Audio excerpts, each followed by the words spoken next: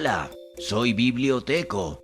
Continuando con el tema de géneros literarios, a continuación conoceremos algunas características del género narrativo.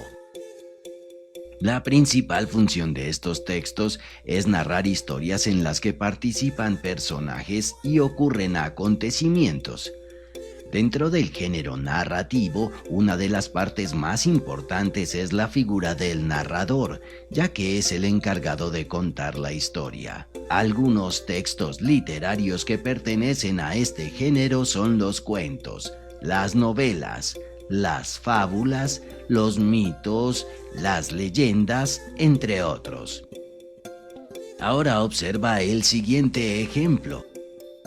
La triste historia del Rey Lobo. Hace tiempo vivió en un gran bosque lleno de árboles un enorme lobo gris que gobernaba sobre todos los animales que allí vivían. Al comienzo, cuando la comida abundaba y el clima era favorable, el lobo era bueno con los animales y gobernaba con justicia sobre ellos. Después, cuando llegó el invierno y la comida no se encontraba con facilidad, el lobo sufrió de hambre, pues tiempo atrás no se había preocupado por almacenar provisiones para alimentarse durante el invierno. Fue entonces que el lobo se volvió un rey malo y egoísta, ya que todas las mañanas iba a las casas de los otros animales para quitarles su comida. Con el paso del tiempo, el rey lobo se acabó toda la comida de los animales del bosque, los cuales, más tarde, al ver que el invierno no terminaba, abandonaron el bosque en busca de un nuevo lugar. Finalmente, tras comprobar que el bosque no tenía animales, el rey lobo se dio cuenta que estaba solo y que ya no era un rey, pues no tenía un pueblo sobre el cual gobernar. En este ejemplo que muestra un cuento corto, puedes ver cómo el autor de la narración describe al personaje principal y el ambiente donde transcurre la historia, así como los diferentes momentos en que se desarrolla. Adicionalmente, es posible ver que está escrita en prosa y transmite una enseñanza, lección o moraleja, lo cual es bastante común en los textos que pertenecen a este género literario. ¿Cuál crees que es la moraleja del cuento La triste historia del Rey Lobo? Ahora que ya conoces las principales características del género narrativo, observa los demás videos y desarrolla la actividad en tu material del estudiante. La fábula es una narración donde los personajes son animales que dialogan y piensan como si fueran humanos. Toda fábula incluye una moraleja, es decir, una enseñanza para la vida. Las partes de la fábula son 4. La primera es el inicio, es el principio de la historia, se presentan los personajes, el lugar y el tiempo. Aquí vemos al feroz león durmiendo en el bosque y a un ratón jugando. La segunda parte es el nudo, es en la mitad de la historia, se presenta el problema. Vemos que el león está furioso porque el ratón lo despertó, le perdona la vida por las súplicas valientes del ratón. La tercera parte es el desenlace. Aquí se acerca al final de la historia y es donde los personajes logran resolver el problema. Podemos ver que el ratón ayuda al león a roer la red que lo atrapa.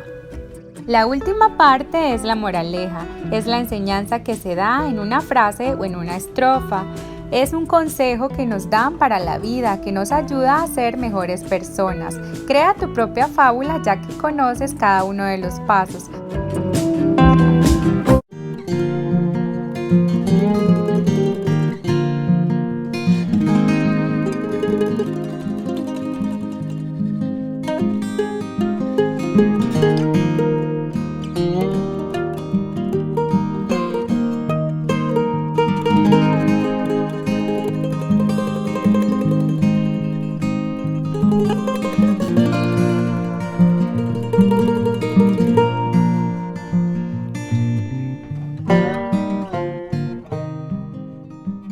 la Mapache Detective. El día de hoy les contaré un cuento. Se llama Caperucita Roja. Pongan mucha atención a mi voz, a los sonidos y cómo lo cuento. ¡Vamos!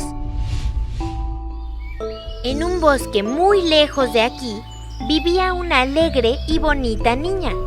Todos los días salía vestida con una caperuza y desde entonces todos la llamaban Caperucita Roja. Un día su mamá le llamó y le dijo: Caperucita, mañana quiero que vayas a visitar a la abuela porque está enferma. Llévale esta cesta con frutas y pasteles. A la mañana siguiente, Caperucita se levantó muy temprano. Se puso su capa y se despidió de su mamá, que le dijo: Hija, ten mucho cuidado. No cruces el bosque ni hables con desconocidos. Pero Caperucita no hizo caso a mamá. Y como creía que no había peligros, decidió cruzar el bosque para llegar más temprano. Pero lo que ella no sabía es que escondido detrás de los árboles se encontraba el lobo que la seguía y observaba. De repente, el lobo la alcanzó y le dijo: Hola, Caperucita. Hola, señor lobo. ¿A dónde vas así tan guapa y con tanta prisa? Voy a visitar a mi abuela que está enferma y le llevo frutas, pasteles y una botella de vino dulce. ¿Y dónde vive tu abuelita? Vive del otro lado del bosque y ahora tengo que irme, si no, no llegaré hoy. Adiós, señor lobo. El lobo salió disparado, corrió todo lo que pudo hasta llegar a la casa de la abuela. Llamó a la puerta.